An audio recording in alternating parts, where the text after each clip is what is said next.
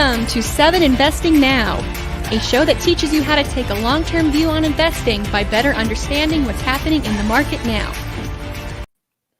Good afternoon, 7 investors, and welcome to the Wednesday edition of 7 Investing Now. My name, of course, is Daniel Brooks Klein. I'm the host of the show, and today, Steve Simonton, I am also the director of the show as Sam Bailey is attending to personal business. So if things go wrong, and they will go wrong, it is almost certainly my fault. Steve, how are things in Montana? It is a glorious 84 degrees. I went to the pool on Saturday. The pool was actually really cold because it has been kind of cold here.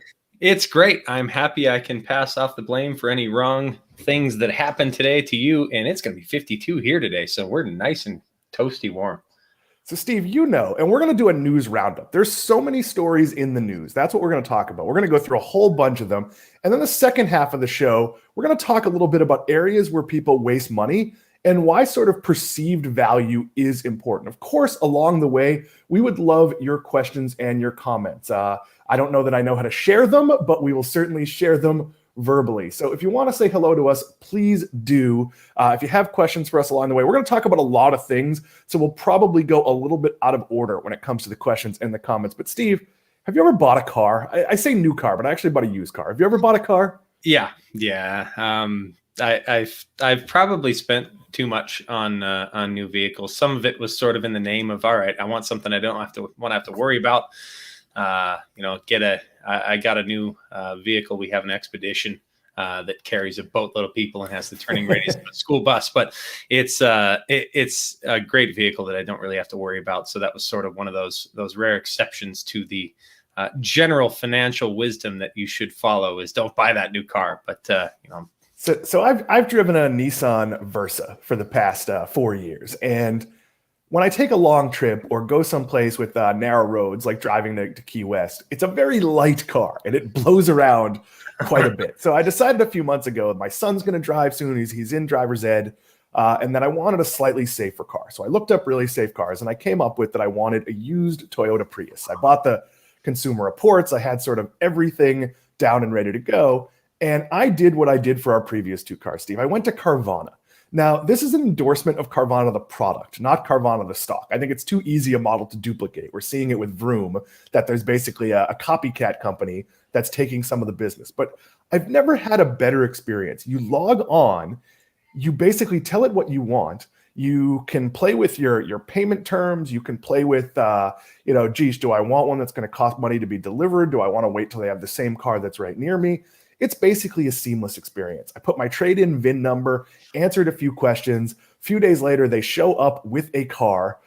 They let you sit in the car, take the car out. You sign a few things electronically, and then they are gone. And then you have 7 days and 400 miles to decide if you like the car. I do like the car. And they called me today to say, hey, just a reminder, you have 1 day left. Do you like the car? Don't forget to trade it in if you don't like it. Steve, that's not like the dealer experience, and I love this type of business.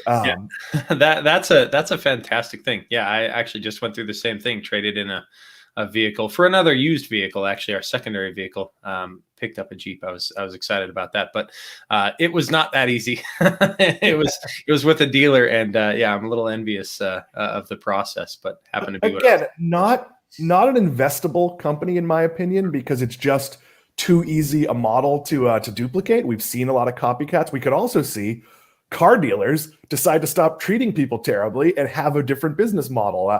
We've seen that a little bit with the airlines, but enough for the personal stories. Let's get to our top story for today. Remember, please share your questions and comments. We would love to hear from you, and I think we can make that work. But Steve, the top story here is Google.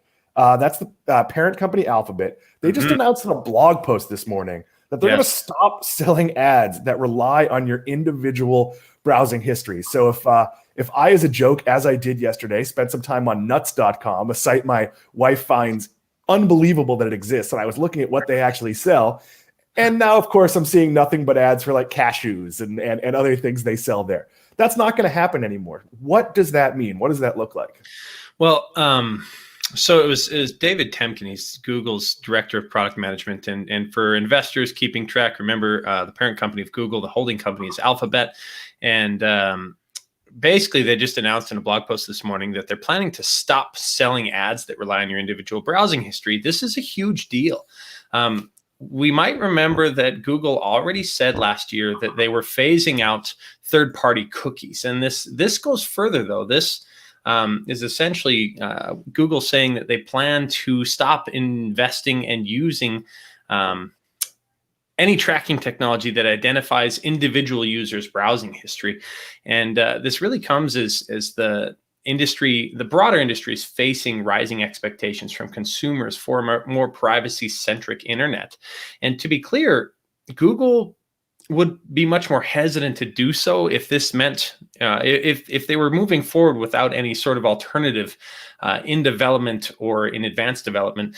And really, sure enough, there is some technology that they've been developing in partnership with some other companies in the industry, and they're going to use a so-called privacy sandbox, basically, that arranges people into cohorts. They're big groups of users with sort of similar interests. They can do this in a very privacy-centric way, if that makes sense, to where they're targeting ads to aggregated groups instead of individual people. So there will be I think some people are like, well, does this mean I'm going to get just crap ads like this? You already get crap ads, like, right? And yeah, I brought up that nuts.com thing. One, that's a joke between me and my wife. We weren't actually going to buy anything.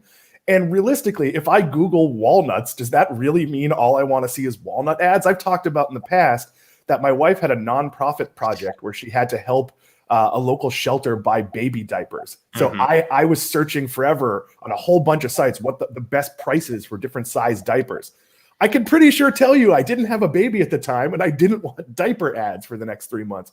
So Steve, I think this is Google doing something that won't hurt them from a business point of view. Right. Serving me ads because I'm a New York Rangers fan, who also likes movies is probably going to make more sense than serving me ads based on like what I just searched. Especially with what we do for a living, where our search can take us far away. Will this have some positive business blowback from a privacy point of view? I think it will have some positive blowback. That's a fun little dichotomy there.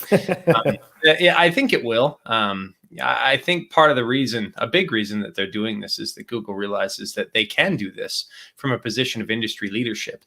And they can say, well, they don't want to be caught kind of behind the curve because they see the writing on the wall. They understand that the industry is going this way and that users are sort of demanding a more privacy-centric internet. And I think we will see some positive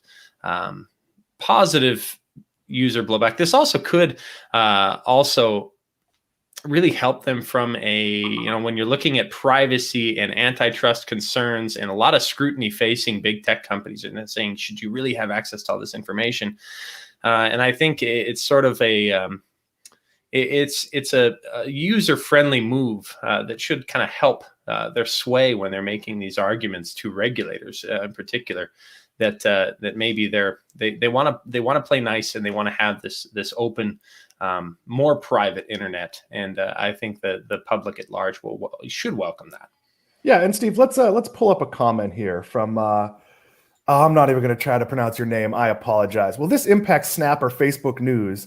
And he relates it to the issue between Google ads and Apple's new. And what I'd say here, and Steve, you could jump in, is that privacy is going to be something that companies have to think about more. I don't think there's any other way to put it that people are not going to want this sort of rampant data use that Facebook has been guilty of. And companies are going to have to be aggressive in dealing with it, whether or not they're forced to do it. Once you have Google doing this becomes the new norm. I'd be shocked if everybody else doesn't follow with using cohorts for ad serving.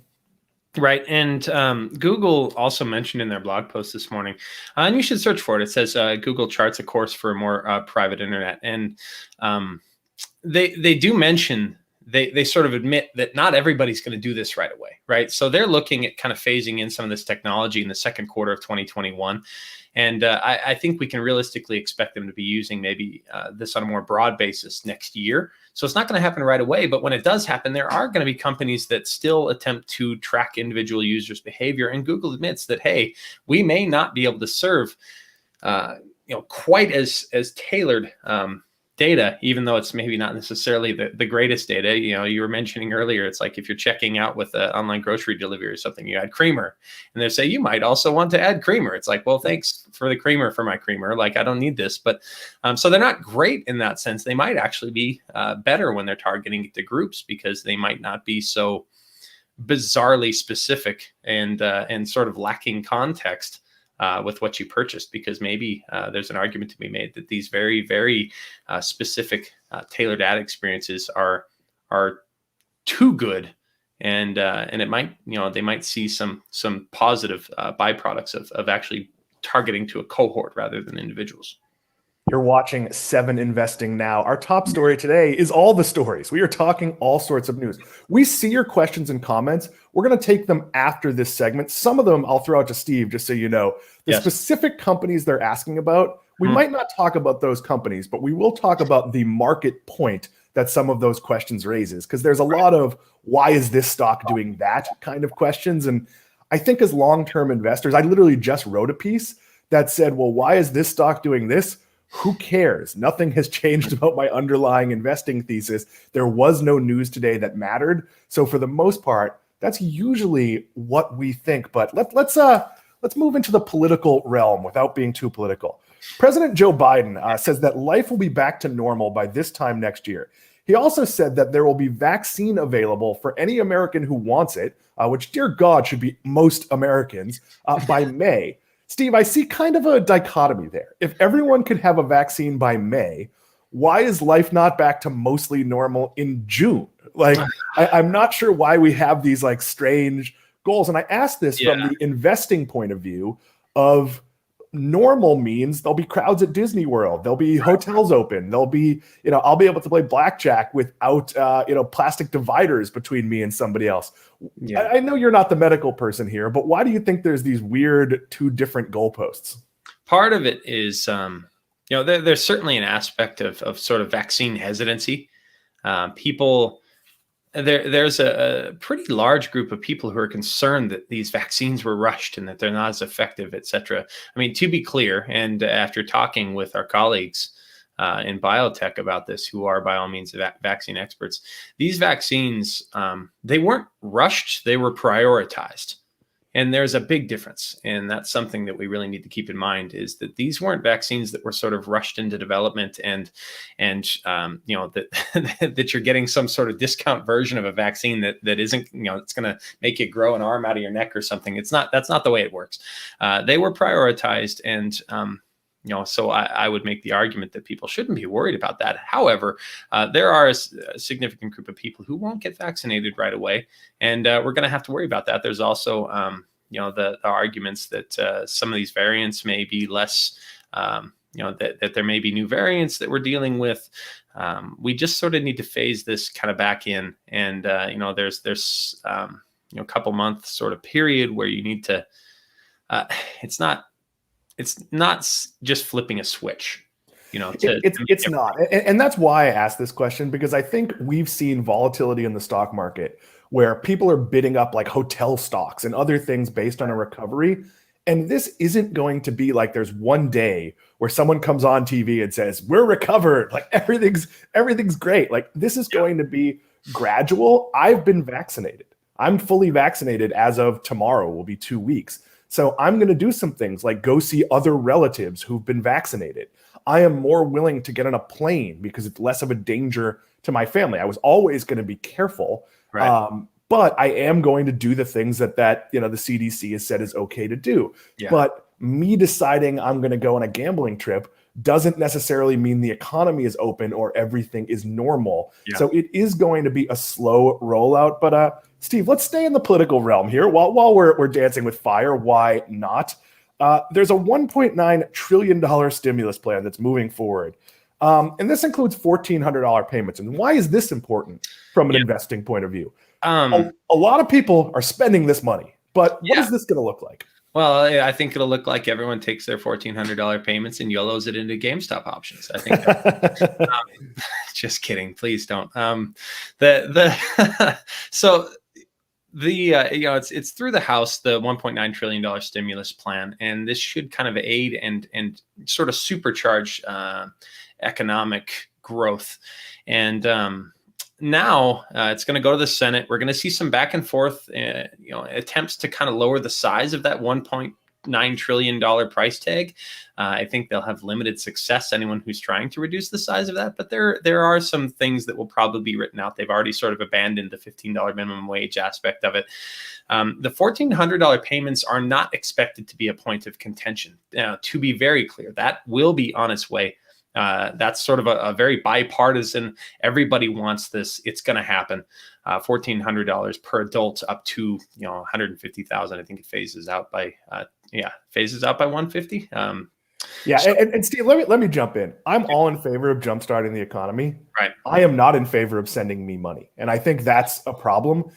Anybody who's worked through the pandemic maybe should be eligible for tax credits based on added expense. If I could say, hey, look, I had to set up a studio at home and that was an added expense, maybe some of that should be tax deductible. Yeah. But I do think there's this, like in the beginning, I get it, just get checks out to people. Mm-hmm. But if you get that check, if I get that check, is it better for the economy that we're much more likely to spend it than we are to save it because we've been in pretty good financial condition throughout the pandemic? Yeah. There's arguments made both ways, really, and there was that was a point of contention earlier, but now I think everybody's just sort of accepted this is what we're going to do. You're going to get that money whether you like it or not, and it's one of those things that I think when you look at the follow-on effects, the upside of giving money to people who may not need it sort of outweighed the downside of potentially giving people money who didn't need it, because they wanted to make sure everybody who got it needed it. And that will definitely happen. And they did sort of accelerate the phase out of the full payments to sort of make it slightly more targeted.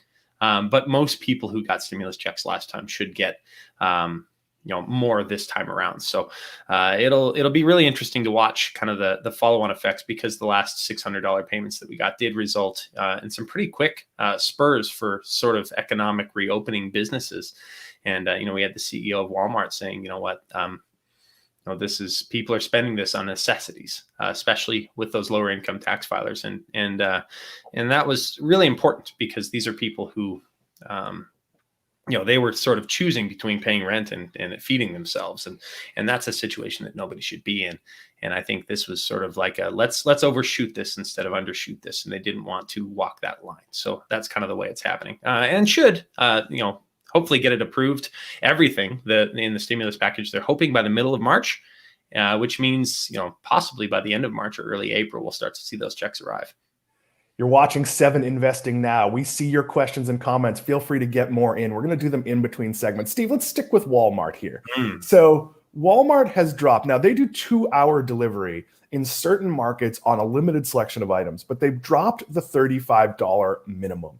Is this a direct sort of swing at like, if Amazon does it, we could do it better? Is this like escalating where pretty soon I'm going to be able to order like a 15-cent item and it's going to show up in 5 minutes and they're going to lose like $8 doing it? Like, it seems to me like a fairly unnecessary move to be made.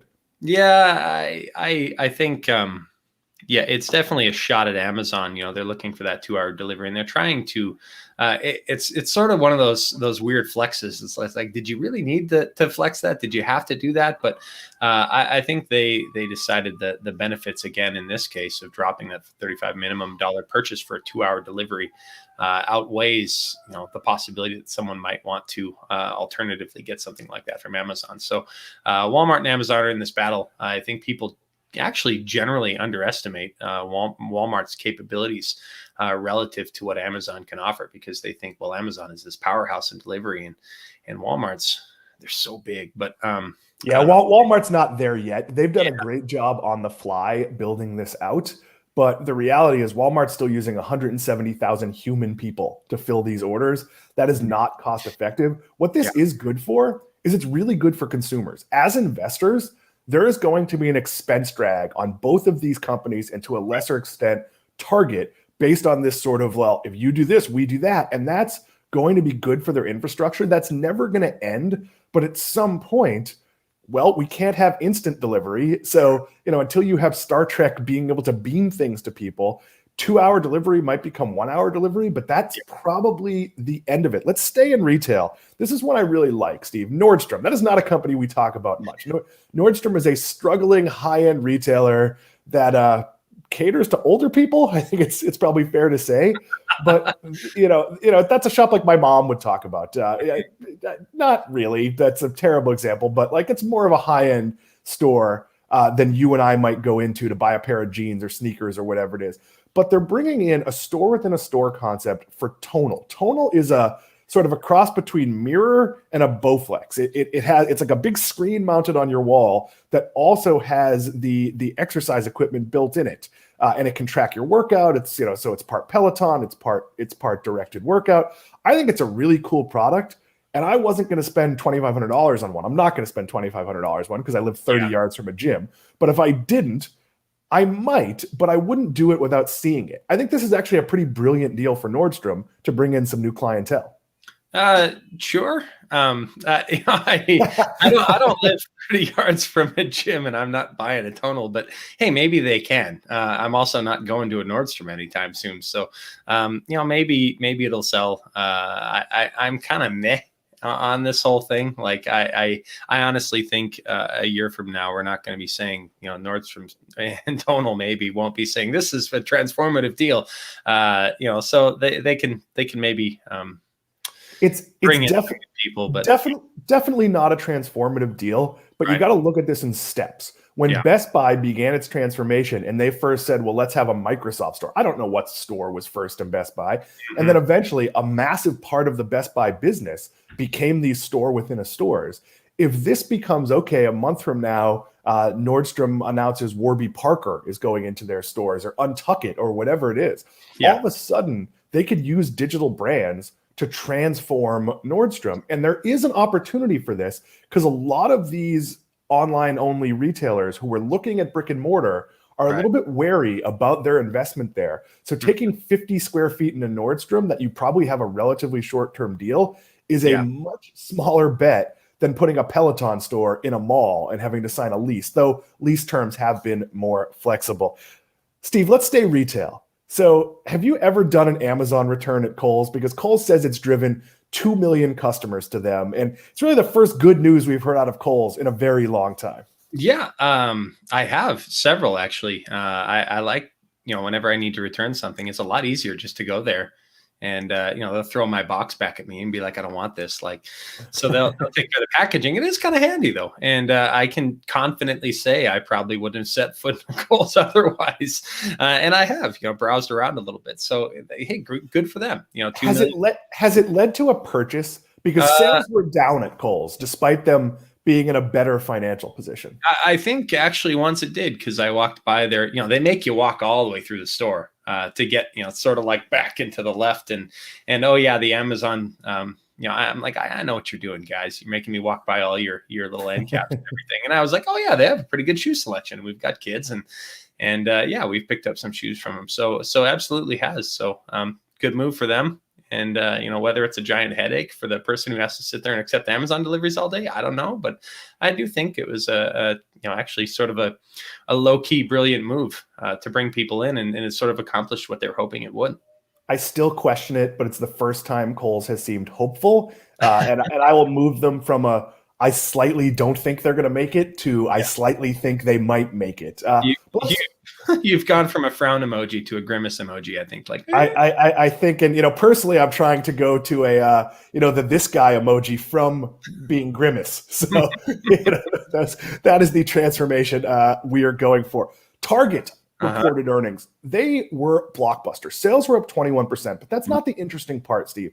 Yeah, their CEO Brian Cornell said that this isn't a one-time thing. This isn't a pandemic change. Mm-hmm. That seems to me very bold. Do you see that Target has somehow become this much more popular with customers, or a lot of it was that we're going to places that are convenient and easy during a pandemic? Well, I honestly think they did win. They won a lot of clout from customers who sort of relied on them for a lot of things during the pandemic. They did a really good job at still bringing in traffic during it. And now we're seeing sort of the follow-on effect from people who really enjoy their retail experience. And I can probably Yeah, I can confidently say our family was probably a full percentage point of their sales growth. It was my wife's like, I'm going to Target. I'm like, okay, I'm gonna go talk to the loan guy. Like this, it's a fantastic concept, and that people spend a lot of time in these stores, and they've done a fantastic job, really honing the experience and bringing people back in for more. And their red card options and the Starbucks kind of built in, and you can kind of get most of what you want and avoid trips to other stores in the process at Target. And a lot of their store specific brands, Target exclusives. Owned and operated brands is the way to put it. Yeah. There you go. And it's actually, high quality merchandise that people like to go back for and can't find anywhere else. And I think they've done an admirable job. And I don't think it's as bold as people think to say that their strength will be sustainable even after the pandemic ends. It was pretty impressive business here. I think they're overstating it a little bit. I do think they've gained some customers. Their business is better.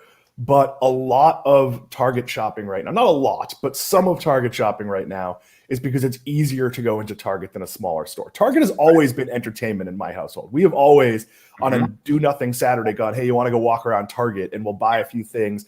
I live, as we've talked about on the show many times, I now live 0.4 of a mile from a Target. As soon as this show is over, I'm going to change shirts and walk to Target and go get some coffee. So it's definitely a company I believe in.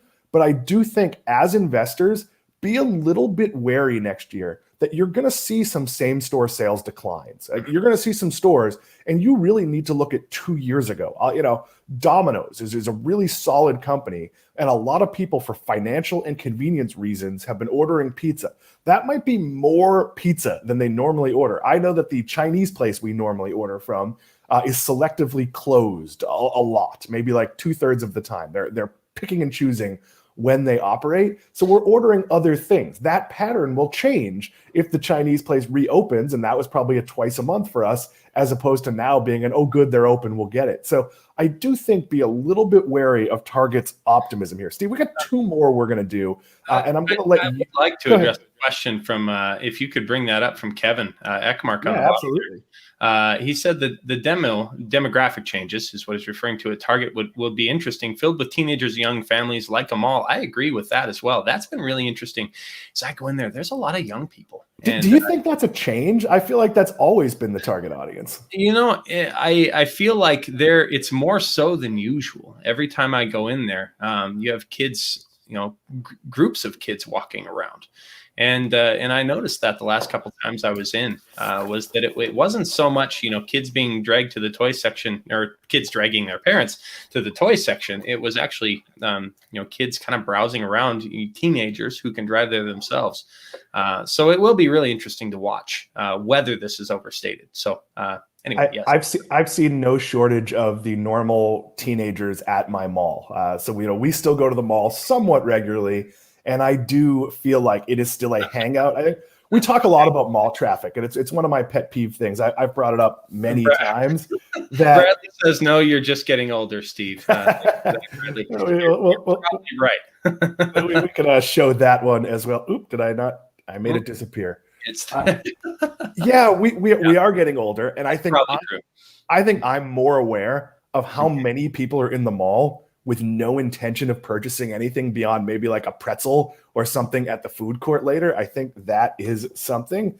And our very own Max Chatsko shares, I don't know, I could see Steve dragging his kids to the toy section. Yes, I'm probably way more into Star Wars toys than my son is, though he can always be diverted to the Nerf section. But Steve, we're running out of time here. So let's talk Roku. Roku has been making major moves in the advertising space. This is an ad-driven company, as much as we think of it as a hardware-driven company. And they just bought an ad unit from Nielsen. Why don't you tell the 7investing audience sort of what this means? So they bought Nielsen's advanced video advertising unit. And what this is really going to do for them is give them the capability to handle dynamic ad insertions. So DAI, dynamically inserted ads, where they kind of know the content that's flowing through their pipeline, and they can give advertisers the option of serving up a more relevant ad that might have a better ability to actually convert to something. and something that advertisers would be willing to pay a little bit extra for. So, their automatic content recognition tools will come under Roku's roof. They'll be able to really give them some really compelling options for advertisers. So, this should be. It's a great move by Roku, and how it actually, whether it represents a threat to some of the other companies in the space like the Trade Desk and Magnite, and specifically, kind of remains to be seen. We've already seen some competition between Roku and the Trade Desk specifically, because they acquired a company called DataZoo and turned it into Roku OneView. So you have these sort of sell-side platforms for getting advertisers the best bang for their buck on programmatic ads. Roku kind of wants to do everything itself.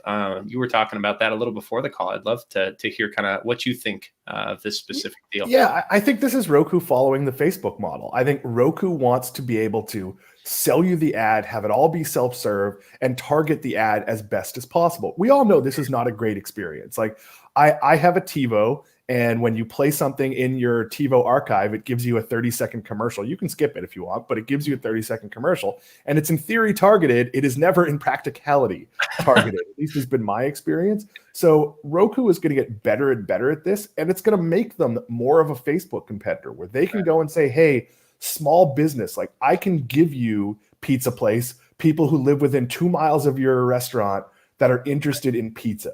And that's going to be a very, very long road to get there. That's going to take a few years. At first, it's going to be, hey, you watched a Manimal rerun on the Roku channel. You might also like the A-Team. Like, it's not going to be that specific. But the more of this they control, sort of the bigger piece of it. And this is going to be good for consumers. It's also going to be good for advertisers. Because if you don't have a middleman in there, the advertiser will pay less. The consumer will get something that makes more sense for them. So again, I like the direction. I think the reality of this is going to take a while.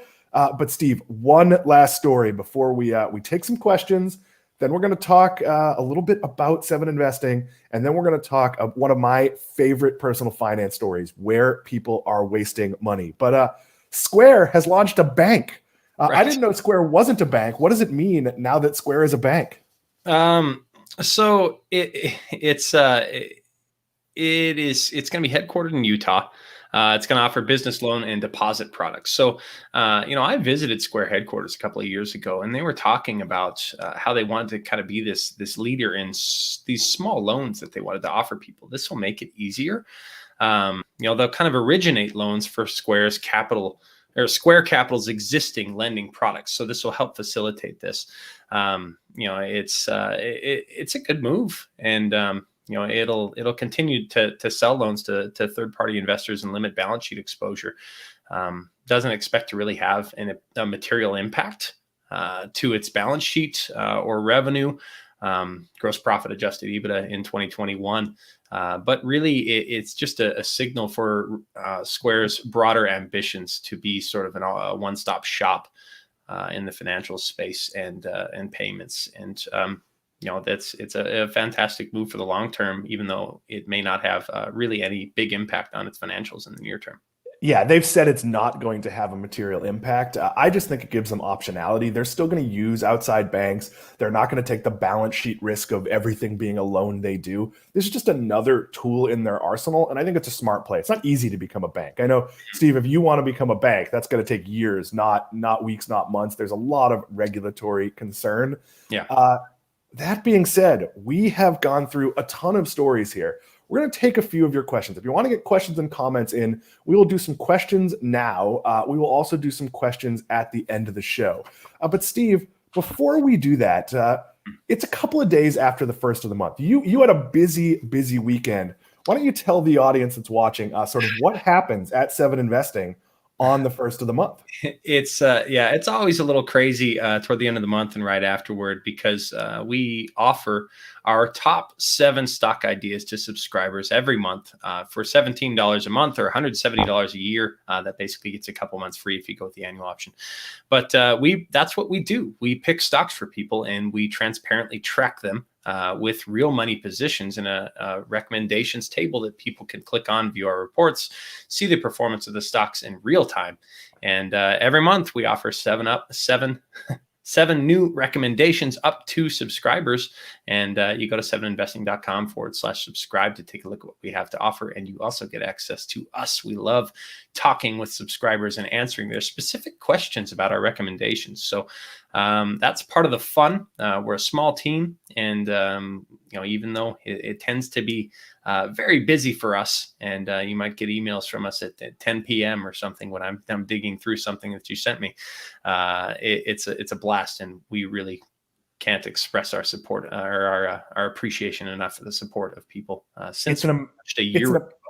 It's an amazing value. We're going to talk more about our anniversary with Simon Erickson on Friday's show. I think Matt Cochran's going to join us for that as well. But I can say the value is incredible. I use our picks. Like, I am a professional stock picker, and I use the 7investing service for a decent part of my portfolio of the new money I'm investing, because it's such a diverse team, just so much going on.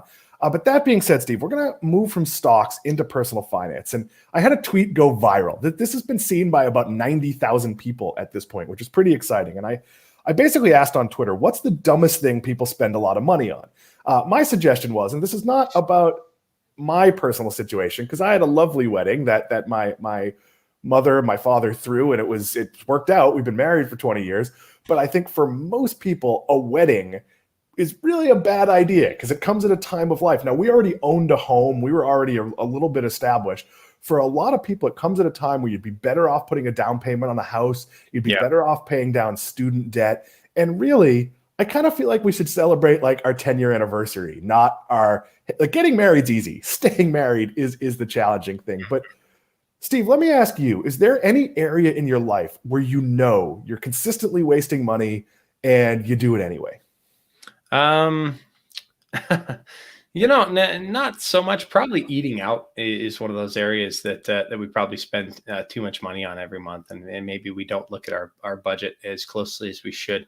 But that's one of those areas that I'm not particularly concerned about.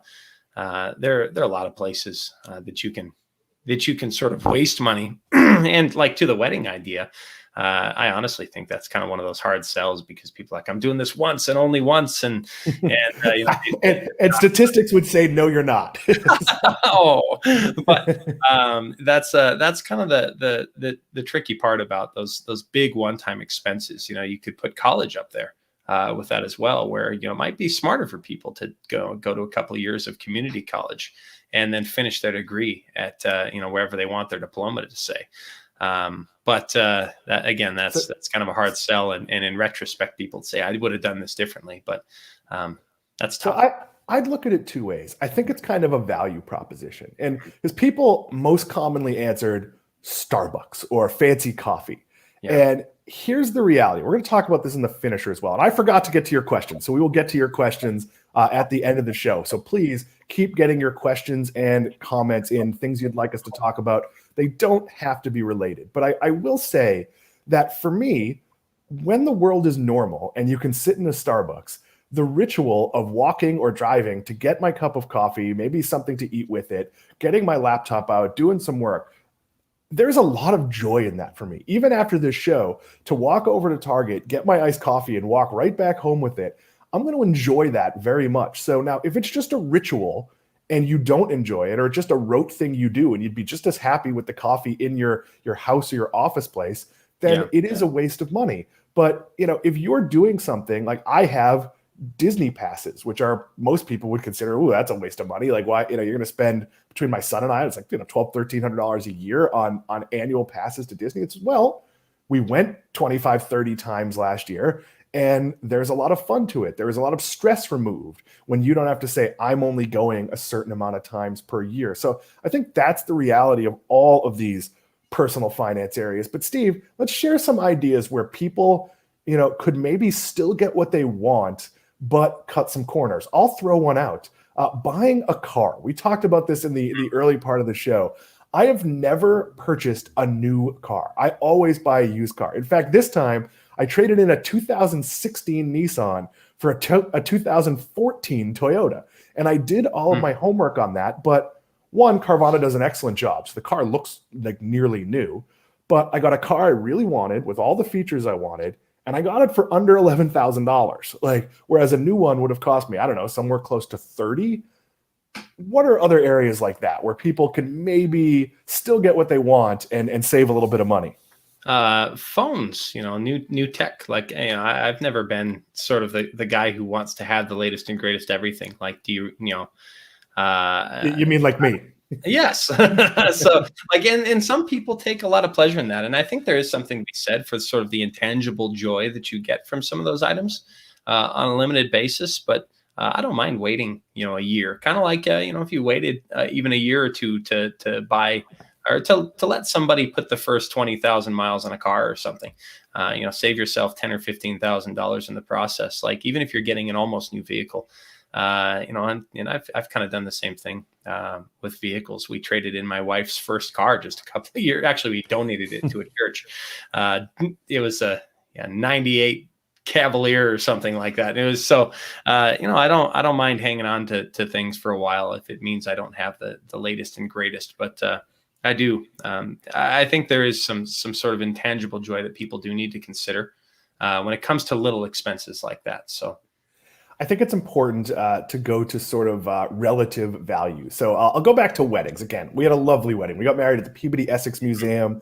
It was an amazing affair. But if I had been paying it for it myself, well, a wedding cake is hundreds of dollars. Sure. A really nice cake from a bakery isn't.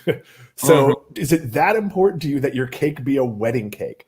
If you buy a save the date through a wedding planner, that's going to cost you a lot more than going to a stationery store and picking out something you can use or printing your own. There's a lot of ways you can, I don't want to say cut corners, but you can do something very, very nice that's sort of outside the system. I know that I just booked travel for this summer, and I did it on Priceline. And for me, I always start at Priceline. Like, one, your deals get better the more you shop there.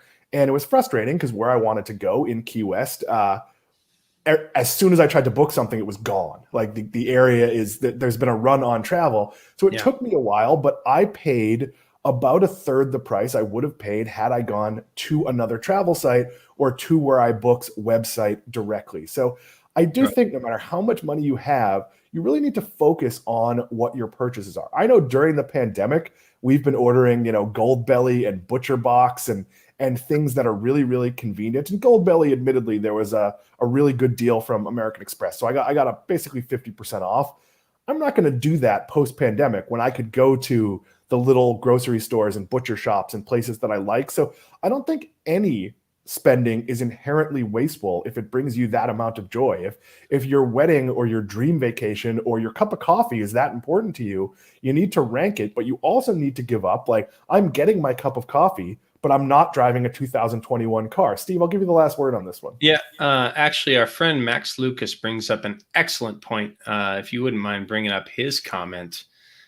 He says, after reviewing a ton of people's financials at a bank, I can tell you the biggest spending mistakes people make are living above their means. The amount of credit card debt I see is extraordinary.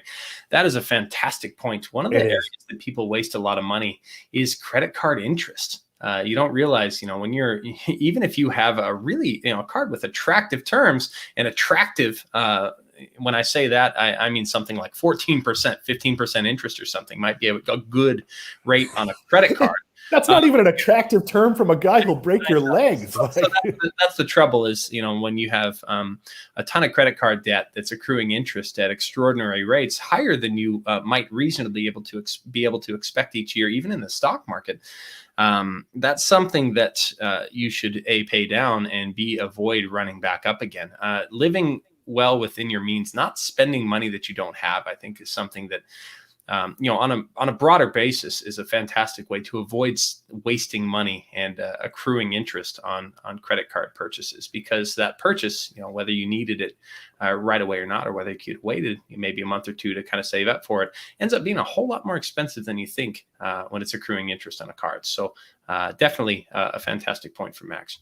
It's also really important when you talk about living within your means to make big purchases really thoughtfully. So we talked about cars, but the biggest purchase most people make is a home. Mm-hmm. And I know that I've always been pretty cautious when it came to homes and buying towards the end of what we could spend. Now, the problem is that's great if what you're buying is going to be just enough for a long time. I can think of one home we purchased that we only stayed in for a few years because, yes, it was inexpensive, but it wasn't really enough home for us. And we kind of needed to move on relatively quickly. And we did so during the housing crash, and it wasn't pretty, and it was sort of difficult to sell the home. But that being said, since then, we've moved very thoughtfully. When we moved to West Palm Beach, we thought a lot about how much room do we need, and can the outside be part of our living area? And I don't mean our deck, I mean the city. And pre-pandemic, that worked really well. Once the pandemic hit, 3 of us at a 1,300 square foot home didn't make that much sense. So we made some changes. When it comes to credit cards, your credit cards are for emergencies. Your refrigerator breaks and you can't afford a new one. Well, that is something you should charge because you need a refrigerator. And even if you have to pay that off, now look to see if there are better terms. Maybe Best Buy will give you 0% financing. Credit cards are also for purchases with rewards cards that you can pay off before you pay any interest. So I know I use my credit cards for absolutely everything. And then I pay that bill, if not on a daily basis, at least on a monthly basis. Many of my credit cards just let me go in and immediately just pay the bill. And I do that because I want those travel points. I want those rewards dollars. Every purchase I make on Amazon goes on an Amazon credit card, and it's a 5% bonus. But I pay that credit card off. I don't pay interest charges.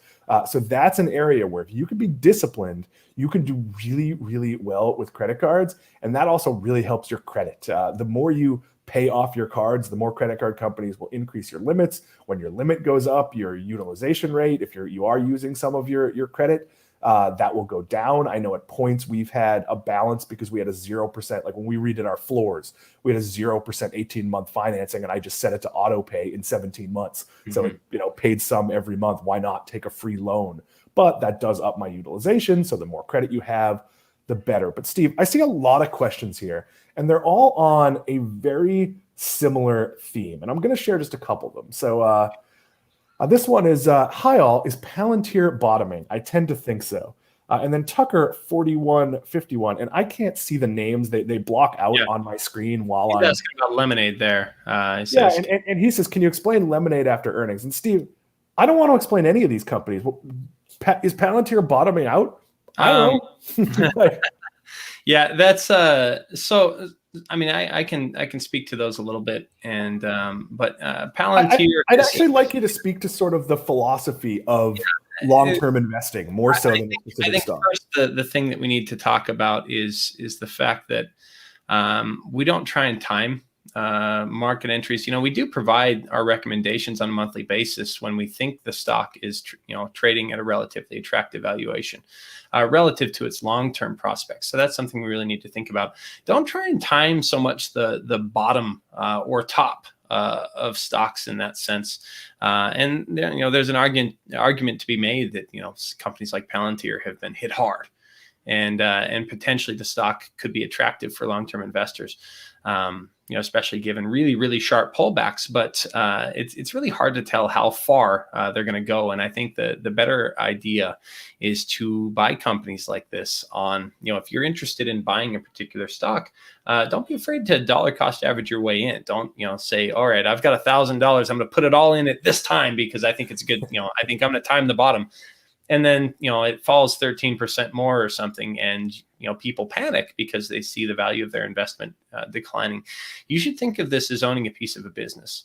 And I think that's key is say, if you were to buy a piece of this business, would you be comfortable owning part of that and holding on to it for years at a time?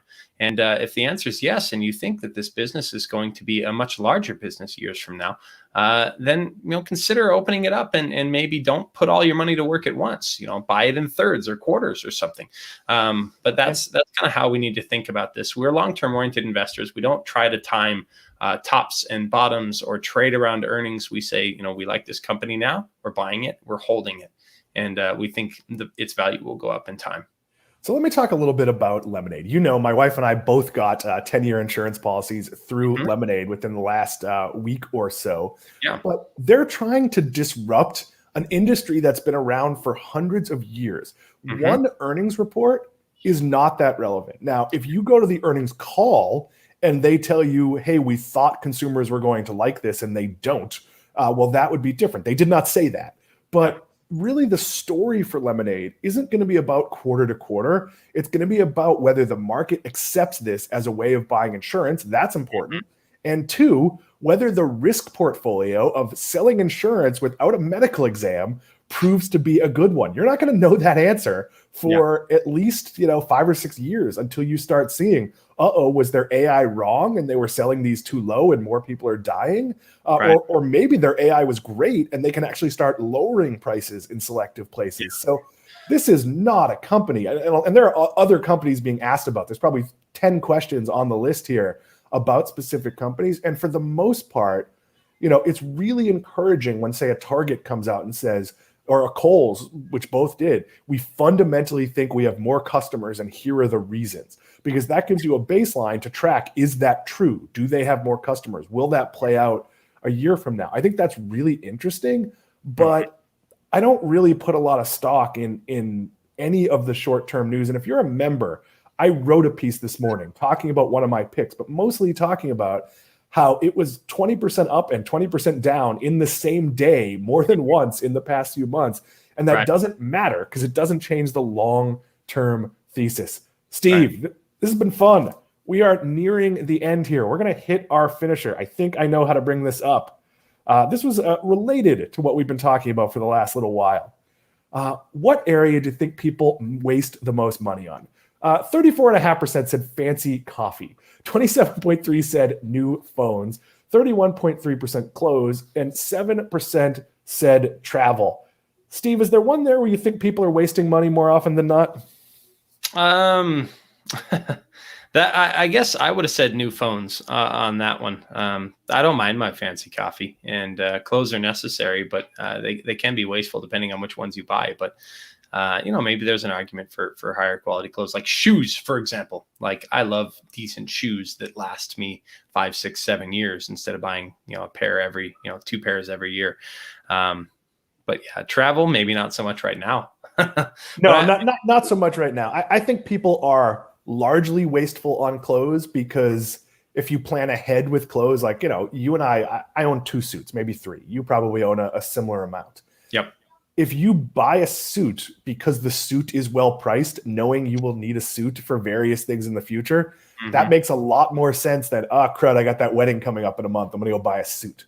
I tend to plan clothes, and I only wear like 3 things, so I'm not a great example. Same thing with sneakers. You mentioned having good shoes. I really hard on shoes. I walk a ton. I, until recently, lived downtown, so I go through maybe 2 or 3 pairs of fairly expensive, I tend to wear New Balance shoes. So every time I'm at the outlet mall, I'll take a look in at the ones I like, and if they happen to be 149 instead of 189, it is very possible I might go with that. I also think travel is an area where people aren't selective enough. In the days of travel agents, you had advocates who were sort of working for you and going out there trying to get you the best deal possible. I think right now you need to do a lot of that yourself. I see a question. Chris Morley says, this reminds me of the Vines boot theory. Chris, I don't know that theory. So Chris is a longtime friend. So if you want to share, we're on for another minute or two. If you want to share what that is, we are more than happy to talk about it. But I actually think with all spending, you need to really think about, like, is this a smart choice for me now? I got to a point where a cup of coffee, no matter how often I have one, is not going to impact my finances. I don't care if you say, well, you're spending $7 a day and you could have put an extra $50 in the market. I could put an extra $50 in the market if I want to. I'm lucky. I've gotten to a point where things are reasonably stable. There were points where my wife and I wouldn't necessarily buy lunch without discussing with each other what we were doing. Chris, I appreciate you getting that to me, but I don't actually think that helps. Steve, if you know the answer, feel free to raise your hand and jump in. But message me privately and we will talk about this on a future show. I think with any spending, you should be looking for the best deal possible. You should also be thinking, does this matter? So I mentioned booking to Key West. In Key West, the number one thing that matters is location. So as long as you have a safe hotel room, I knew on this trip I wanted location and I wanted a pool because our mutual friend who is visiting with his family is renting an Airbnb and won't have a pool, and I'll have his kids at some points, so I'd like to have a pool. So I found the cheapest combination of those things. I think that is a great personal finance lesson to keep. But with that, we are just about out of time. Steve, if people want to send us an email, where can they do that? And what should they email us about? Sure. Info@7investing.com.